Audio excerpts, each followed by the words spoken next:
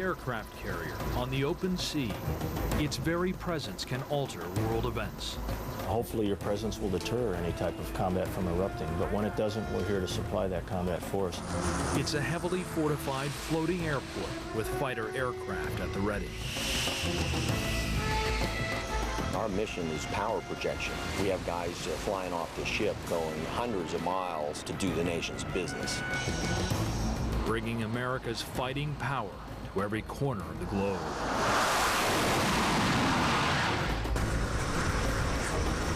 And as the USS John C. Stennis arrives on station, all its preparation and training will be put to the test when battle transforms this ship from a carrier at sea to a carrier at war.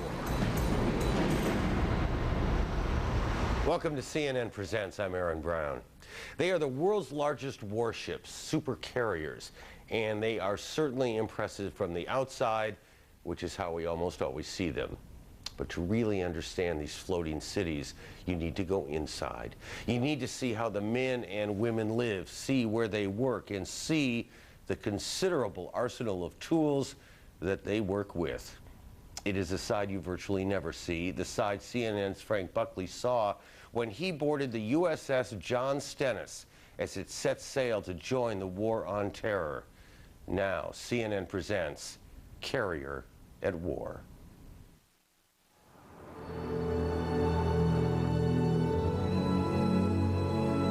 San Diego, November 2001.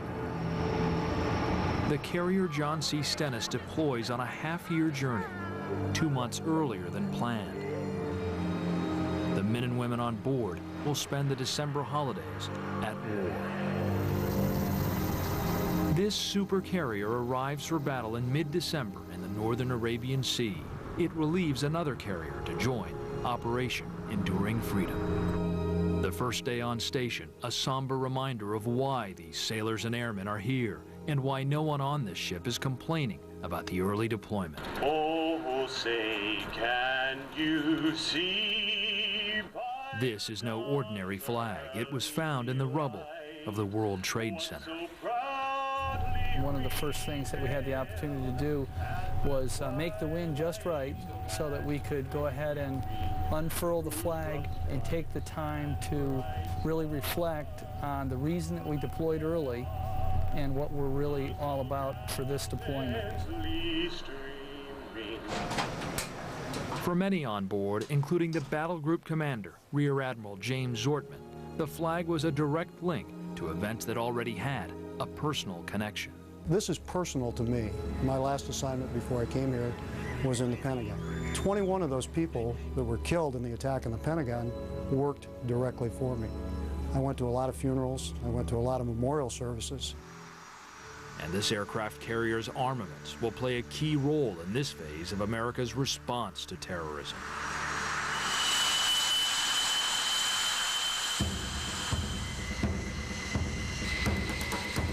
On the flight deck of the John C. Stennis, Carrier Air Wing 9 is launching flight operations over Afghanistan.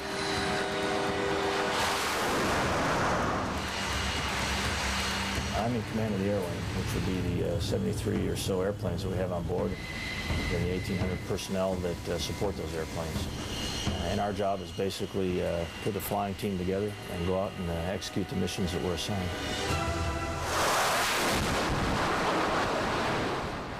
We've got each squadron lined out here, and we take the assigned time and mission that they're going to be going over the beach, and we line it up, and then we assign airplanes to it.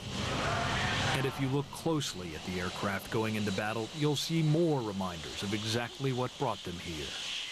The F-14s have, instead of pilots' names, they have policemen and firemen's names who were killed in the World Trade Center. You'll see some interesting emblems on the airplanes. The leading F-18 fighter jet from Squadron 147 has the Twin Towers painted on one tail fin, the Pentagon on the other. We all have our little stickers from the New York Police Department that we stick on the bombs and, you know, deliver the justice in their defense. So, as well as our countrymen who work in the Pentagon. You know, we all had someone we knew in the Pentagon. When you go to do it, you know that you're doing something that the American people stand behind. And that makes a great difference. This is the ready room for Squadron 147, known as the Argonauts. It's in these ready rooms that every mission begins and ends. We could be, though, we called for tasking at any time, so we need to be prepared for any contingency when we're out there. Commander Russ Knight leads a pre-flight briefing. He's a veteran pilot who's flown 50 different aircraft. He has 19 years in the Navy. His wingman is actually a wing woman, Lieutenant Commander Sarah Joyner. I always tell them I'm the little sister they never wanted. They're a great group. If I don't hold my own, they're going to let me know. If I toe the line, then they're going to treat me like everybody else, and that's fair. These pilots are also known by their call signs. He's Gladys, she's Clutch. They're getting ready for their first combat mission over Afghanistan. Is this close to a turnaround? But after this flight, both are heading to shore duty back in the States. This will be their last mission from the Stennis. I was commanding officer of the squadron, and now I'm heading back to another job back at home. And so this is my last flight here in the squadron. For Gladys, this could also be the last carrier flight of his career. The whole focus is getting a squadron ready to go into combat, and here we are, we're doing it. And now it's time for me to go, but I don't want to go, so definitely bittersweet. Before every flight operation, there is the FOD walk. It stands for Foreign Object Damage. The crew walks the length of the flight deck looking for anything that isn't tied down. Even the smallest piece of debris, like a screw or a tiny scrap of metal, can be sucked into an engine. The consequence could be fatal to crewmen and damaging to aircraft. Once the deck is clear, the men and women of Air Wing 9 are ready to kick the tires and light the fires. And what we're looking at here is an EA-6B aircraft.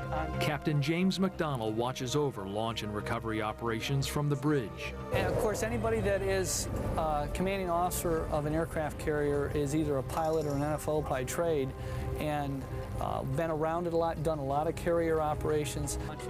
For this pilot, the thrill of the launch never goes away. As you watch something like that, I mean, you've seen it thousands of times. Oh, you still can't. It's still awesome. With so little room on the flight deck and so much noise, an elaborate series of hand signals is needed to guide the aircraft around the deck and on to a safe launch. The people in the yellow shirts are the flight deck directors who move the planes. I taxi him forward to the position I want him, all the way to the beginning of the catapult. I tell you to hold his brakes and then drop your launch bar. As big as a carrier is, the runway is still too short for a plane to take off. The catapult system launches the plane off the bow of the ship and into the air. There are 4 catapults, or cats as crew members call them, on the John C. Stennis. Each cat is steam-driven with a long shaft underneath the deck. When released, the steam drives a piston down the shaft. Combine that with the full power thrust from the jet engines, and the aircraft goes from 0 to 150 miles per hour in approximately 2 seconds.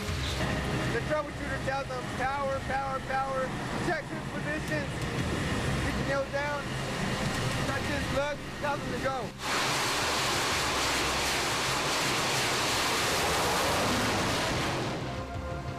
Soon, Gladys and Clutch will be moved onto the cat to leave the ship flying into harm's way.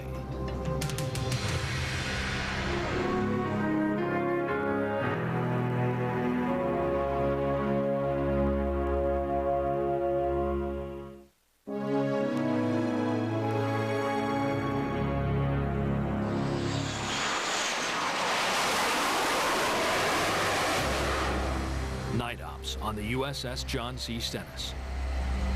On this deployment, they primarily fly after dark, so the ship's schedule is upside down.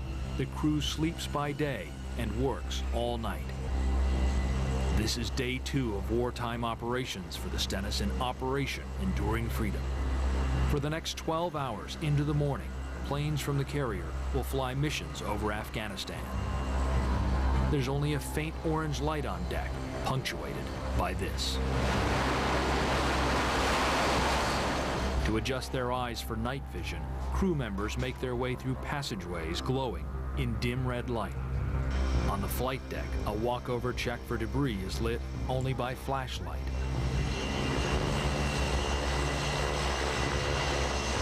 The dangers of the flight deck, being blown overboard by jets, sliced by propellers, or any of the other hazards that are hard enough to avoid in daylight, are all the more intense at night. The intricate coordination of launch and recovery plays out as a dance in the darkness.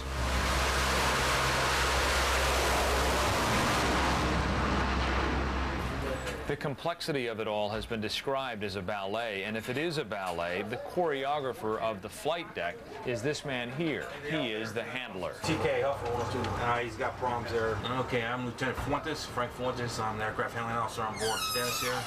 And my job basically is to juggle all the balls up here on the flight deck. I work with the dog, which is the Air Wing's representative. Come on, right off L4. Going quick. He has a rep from each squadron on deck there calling in the request. Jason, go ahead, turn the APU. And then I holler at the yellow shirts and help out set up the deck so they get their maintenance, their fuel, the ordnance loads, whatever the case may be. Roger.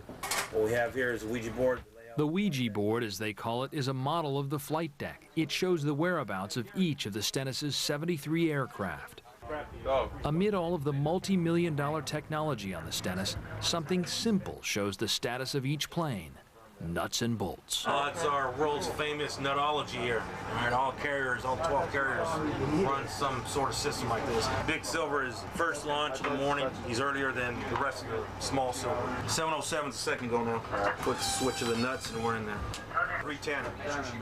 The nuts and bolts of the handler's job involve constant communication with the crew on the flight deck and the managers in charge. He can watch it all on TV monitors or from his window overlooking the deck. It's a ballet. It's a controlled chaos, basically. I mean, once we start up all the engines there, it gets a little crazy, especially these are all machines here, and they don't always cooperate with these, so that's when it gets a little bit challenging. Set 407, do the flip-flop, okay? Can we just flip-flop them now? Now, 30 seconds, we never may know here, Hammer. 707 and 704 swap. Steady and unshaken even after an 18-hour day, the handler manages every aircraft until it hits the air. All in all, about 65 flights every day. Once the aircraft leaves the deck, it's out of your hair then, is that right? Exactly.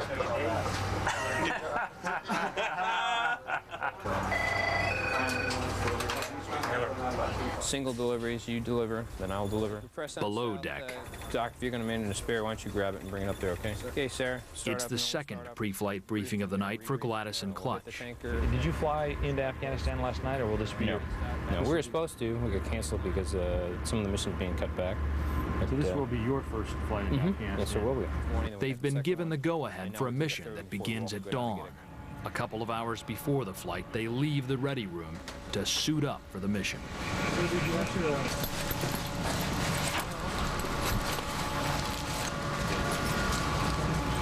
have a routine I go through, you know, like the way I dress. And, you know, you do things by memory more than anything else.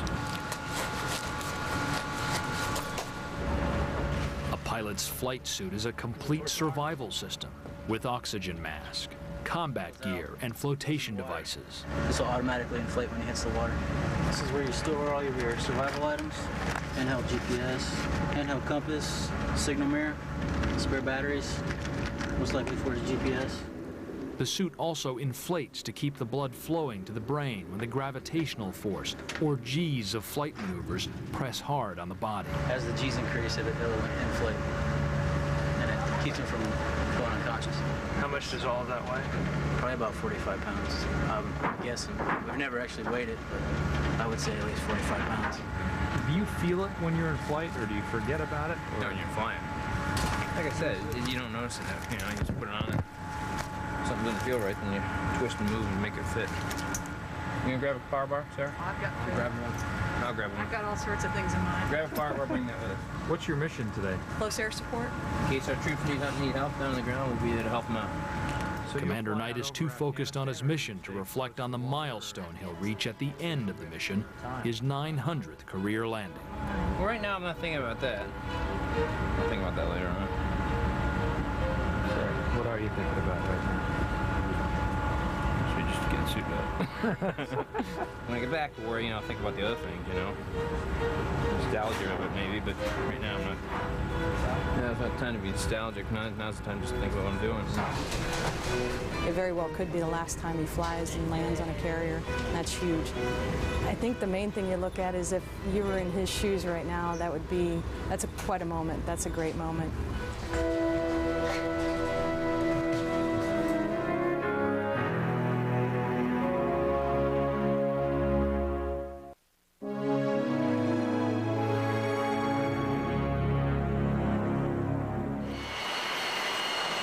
While missions continue above, it's dinner time in the mess decks. It's 7:30 in the morning. First choice is steak ranchero. Okay, we'll have one of those, please. And chicken cordon bleu. Food Service Officer Gordon Keith is the man who feeds the masses. A couple 1,000 pounds of meat a meal. We go through probably about $20,000 worth of milk in a month.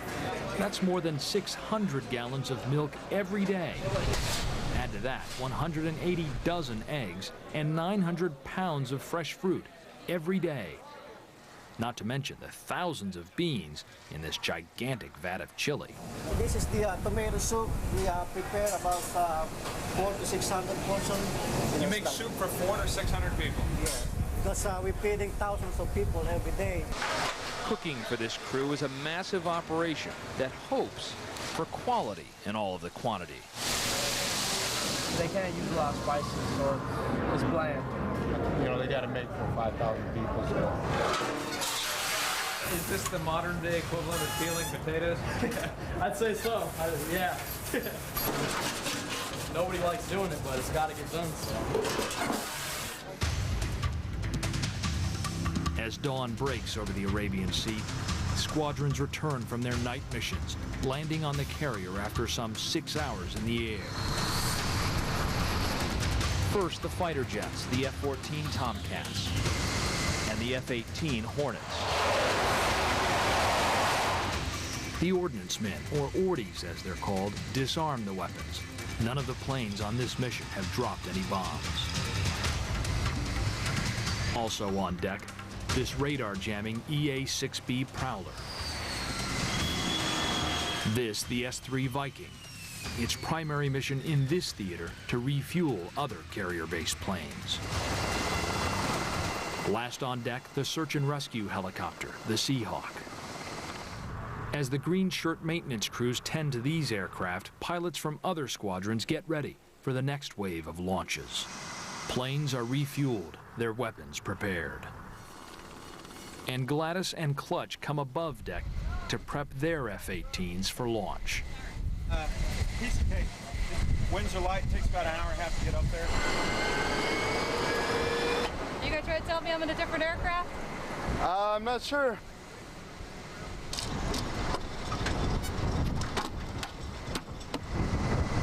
Gladys spots a mechanical problem and calls in maintenance. Atoya, you have a T-handle? Yes, ma'am. Okay, we're good to go. Wait. If there's problems with a jet, they'll work on the jet to fix it. If they can't fix it, they'll give another jet. Everybody knows what to do. Everybody knows how to do it. And then magically, everything just keeps happening. I mean, it's not really magic. It's just constant training that we've done.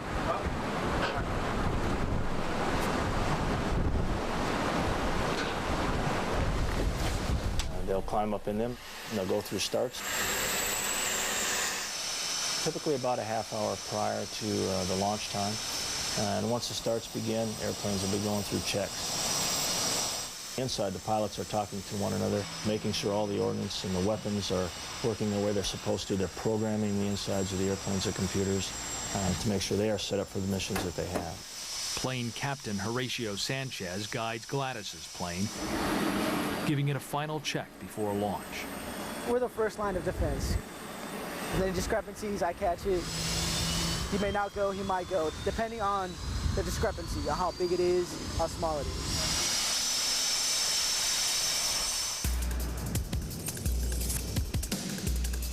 While Gladys waits for the all clear, Clutch, in aircraft 407, moves toward the catapult. Gladys has another technical problem, putting his last flight in jeopardy. To stay on schedule, Clutch launches.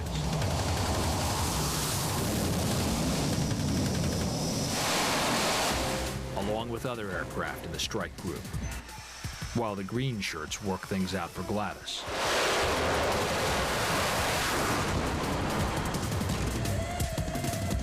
Finally, the problem is fixed.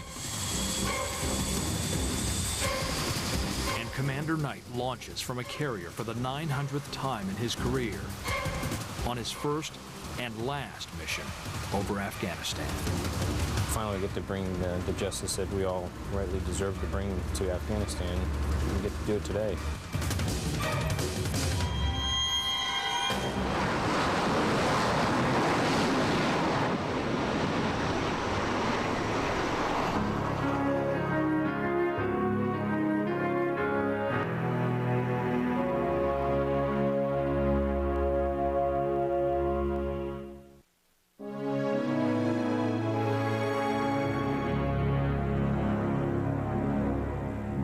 Commander Russ Knight and his wingman, Sarah Joyner, continue their mission over the Tora Bora region of Afghanistan.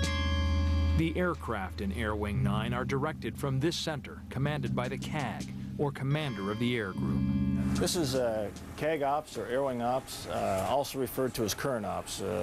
This is where a lot of the execution is done, and the planning, future plans as well, are done out of this office. And you'll see down here at 9 o'clock, this is a mission that Gladys and Clutch went out on to head up over the beach.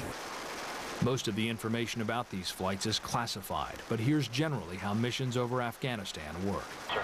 For the first 25 miles from the carrier, the aircraft will be in the airspace of the carrier's Air Traffic Control Center. 314, read back correct, right. And what we do is we track them as they launch. We vector them away from the aircraft carrier. Outside of about 25 miles, we turn them over to Strike Control, which is the Combat Direction Center, where they'll continue to get checked out, processed out of our airspace, and on whatever mission they're going on. This is CDC, Combat Direction Center. This is where essentially we fight the ship from. TAO, Tactical Action Officer. He's basically the captain's representative, and he makes decisions on what the ship is going to do.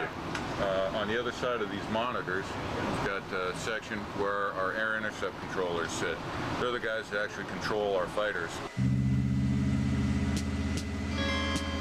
During the 6-hour flight, an F-18 will need to refuel as many as 4 or 5 times. Air Force tankers from the U.S. and Britain patrol the skies over the theater of operations.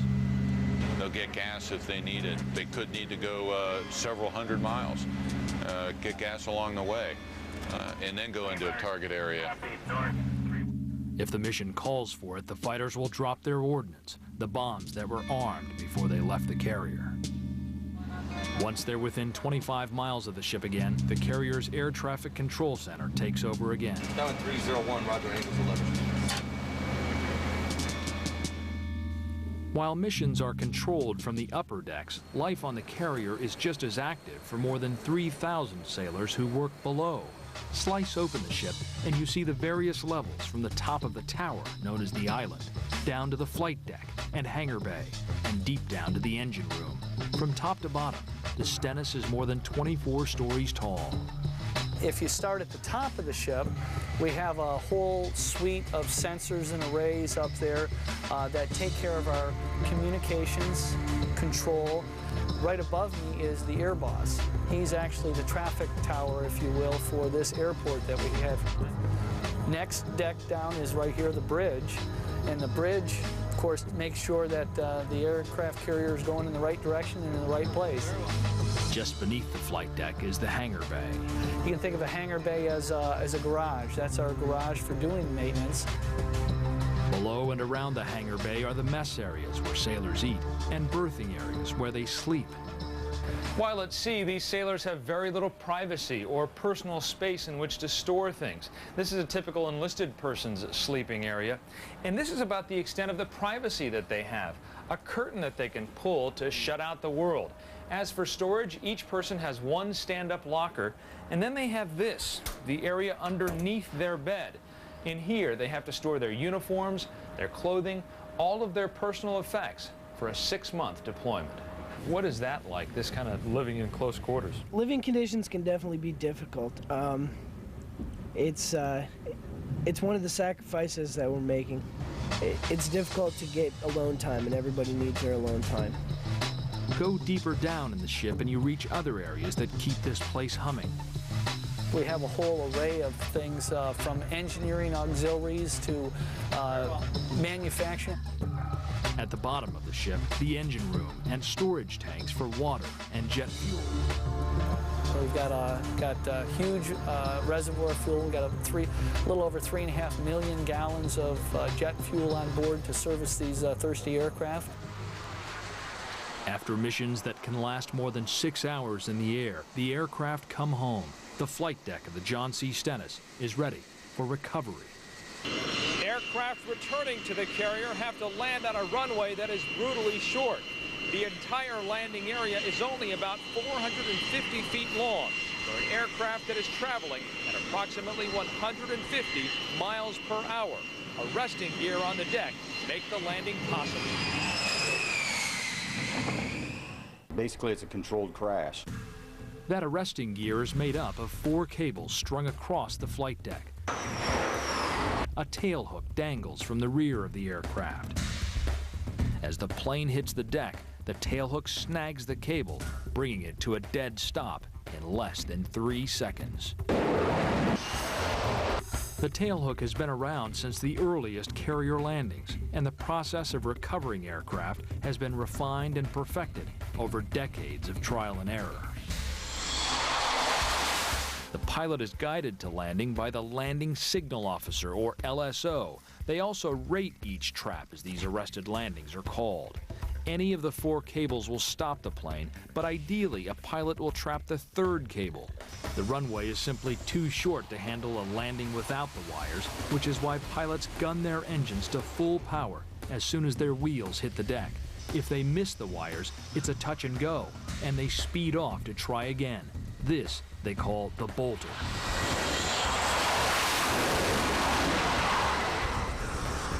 The LSOs rate a landing by which wire a pilot traps, along with other criteria like how level the wings are on approach.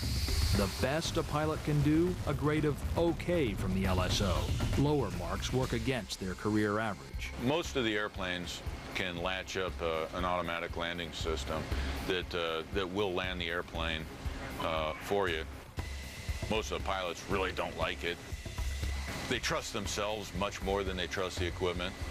This is in broad daylight. It gets a little hairier at night and in bad weather. Most of the pilots will probably tell you that if they've got to come land at night, that's as stressful, if not more, than actually dropping ordnance. Not to say that not good at landing, but that's the end of it. You're tired. You've got the leftover adrenaline rush. The amount of tension in each one of the wires is controlled by the people in this room. This is one of the arresting gear engine rooms. The cables are attached to huge hydraulic engines that slow the cable as it spools out 350 feet. Okay, what happens is as soon as we get the weight of the aircraft, it's set. Our deck edge up topside will tell us at about a quarter mile out that the aircraft is in the groove. And then he'll say ramp, and that's when it gets right over the flight deck. Ramp!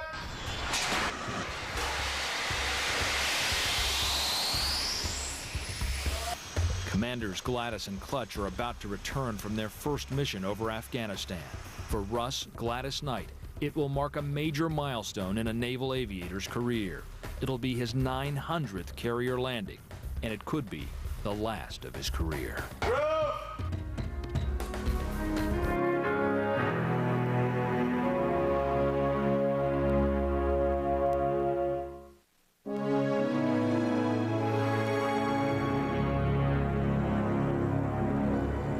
The motto of the Stennis is look ahead, but here in the forecastle there's also a link to the past. The 30-ton anchors at the end of this anchor chain actually came from another decommissioned U.S. Navy carrier, the USS Forrestal. The worst disaster to strike a U.S. Navy ship since World War II turns the supercarrier Forrestal into a floating holocaust. In July 1967, on the USS Forrestal, a rocket accidentally fired from a fighter jet struck another plane on board, knocking off a fuel tank and a 1,000-pound bomb. The flames raced from plane to plane, fed by bombs, rockets, and bullets. The fire raged for 12 hours. Scores of sailors were trapped in crowded sleeping quarters beneath red-hot decks. The incident led to several safety changes in the Navy, and it's a vivid reminder of how dangerous a carrier can be.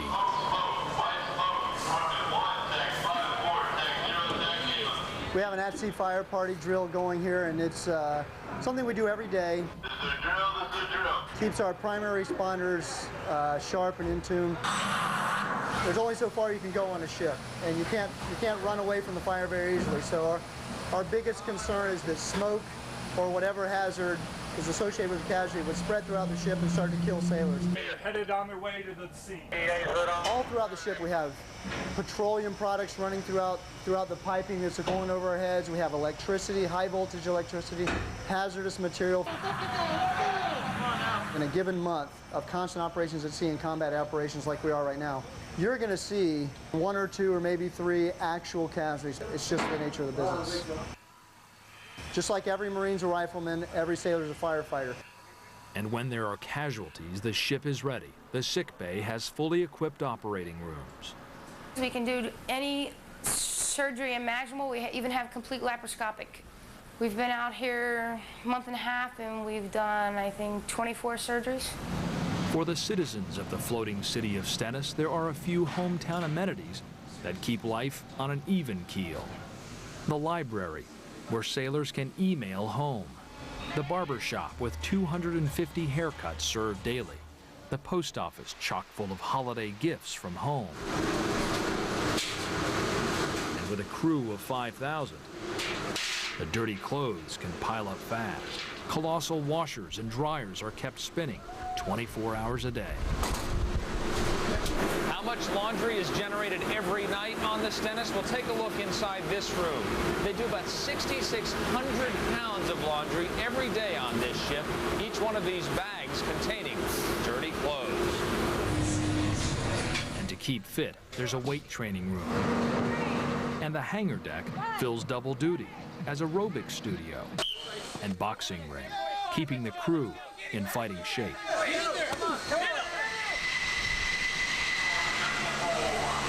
All right, up on the bow, let's give them a proper flight deck attire, cranials, get your float coats on, get them goggles down, let's get ready to recover some aircraft. The handler prepares the flight deck for a new round of aircraft recovery. Pilots Gladys and Clutch are inbound.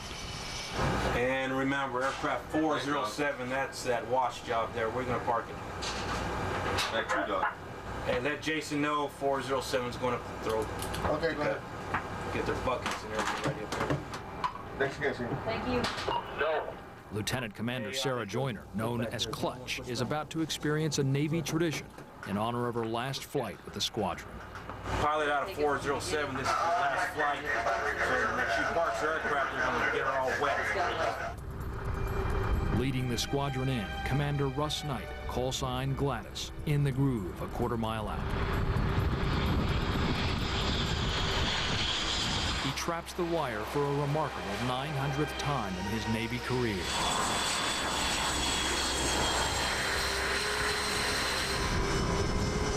A few minutes later, Clutch brings aircraft 407 onto the deck.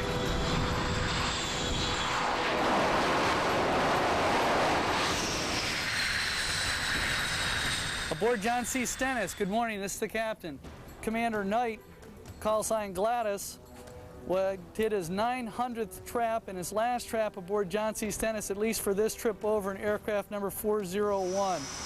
I know that you and Sarah Joyner conducted your last flights, and Godspeed to both of you. You've been awesome shipmates.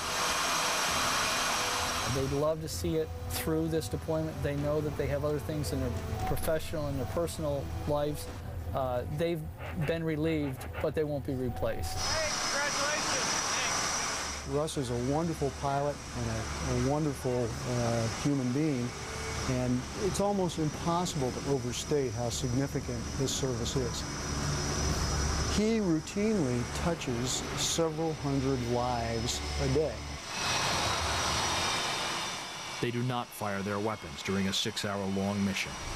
That's sort of good news, because that means that we're getting to the point where we don't have to do that, so we can move on and take care of the rest of the things we need to do. Afghanistan's quiet.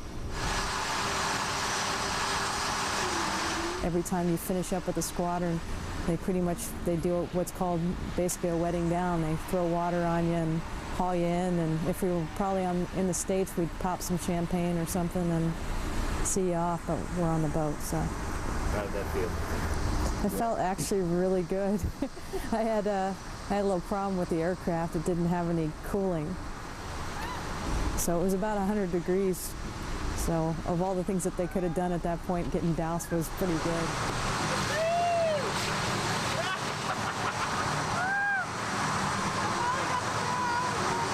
The final flight in a squadron is always an emotional event. You just don't wake up one day and say, gee, I'm not going to be flying an F-18 off of a carrier deck. It'll take her a few days for that really to sink in. It's been a mission worth doing. I'd say overall it's a good, noble thing. It makes you feel proud to be here. It's a new war, and I think we're doing a good job of it, and it's all because of this whole team, the carrier and the air wing and the sailors and the Airedales and everybody working together to make things all come together. There's one more item before they do a final debrief for the day, a rating on their traps from the landing signal officers. 4-1. Little drift right on settle in the middle. Little low flat on lineup at the ramp. Okay, underline 2 bar. 407. Little low start, a little too much power on the come on in the middle. Little high come down and close at the ramp for the OK 3 wire. Skipper. Nice job. Thanks, buddy. Clutch. Nice. Little wet there? A little wet. Just a little. Very damp. Skipper, you're a 5.9. Clutch, you're a 6.0. Congratulations. Welcome back.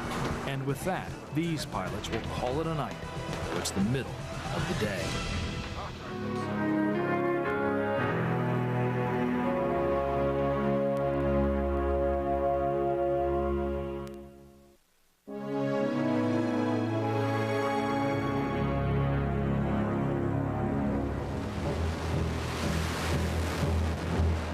Adrenaline is high on the flight deck of this carrier at war. Soon after dawn on this 4th day, confirmation of the ship's first strike. 4th day of combat operations today bore fruit for the air wing and the ship team here. We had F-14 aircraft drop laser-guided bombs and F-18s drop Joint Direct Attack Munitions, or JDAM weapons, into eastern Afghanistan today. This is the first of an unknown number of strikes we'll conduct during our watch in Operation Enduring Freedom. They'll come back high-fiving and feeling pretty good about it. But it is a bit of a somber event that they're going through out here, but the biggest thing you're seeing is the intensity. The fighter jets dropped their ordnance in a coordinated attack on a convoy near the Afghan city of Khost. The Pentagon says the convoy was Taliban and al-Qaeda troops. There was an attack on a convoy of leadership that was identified through various intelligence means, and that was done within the last 24 hours. But the strikes proved controversial. Local Afghans in the convoy say it was a group of elders on their way to the inaugural ceremony for interim Afghan leader Hamid Karzai. Analysts now believe some tribal warlords may have taken advantage of American firepower by accusing rival leaders of being Taliban and misguiding U.S. intelligence. You know, the consequence of injuring or hurting somebody who's either friendly or a non-participant in combat is very difficult to deal with. And we go to extreme details and Do a lot of training as well to make sure that that doesn't happen. We have dropped ordnance today, and I'm sure we'll continue to drop ordnance and do it with precision, do it with accuracy, and do it on call when needed, first time, every time.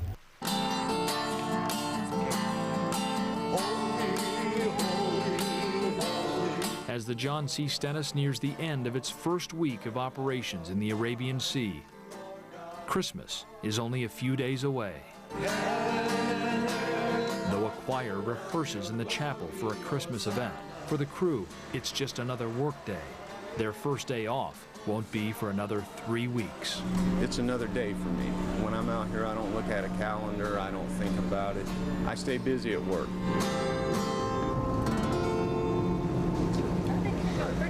Participants in class, William Smith. But there are other chances for the ship to gather, like this moment of pride to honor sailors who've earned a promotion in rank.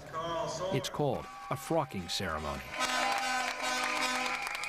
The sense of respect and human dignity, I think that you'll agree as you walk around this crew, is there.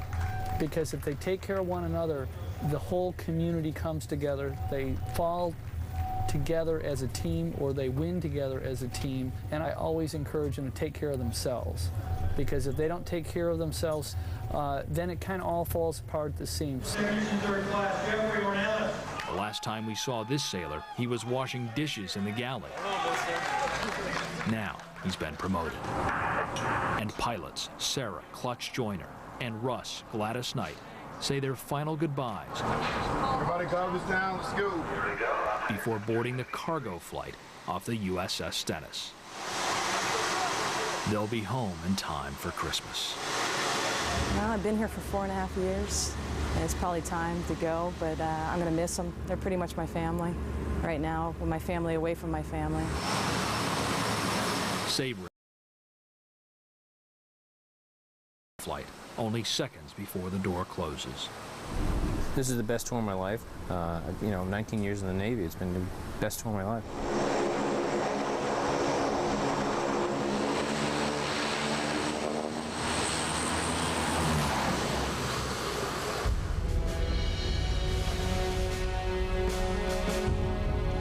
For the rest of the crew, there's 5 more months to go in this deployment.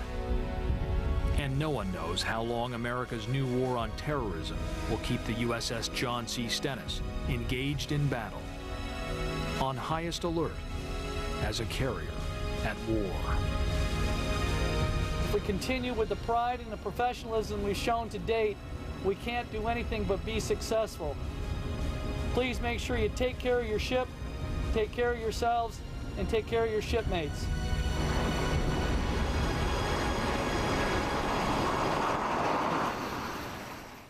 During its tour in the war against terror, the Stennis lost only 1 plane, an F-14. The crew, we are glad to say, was safely rescued.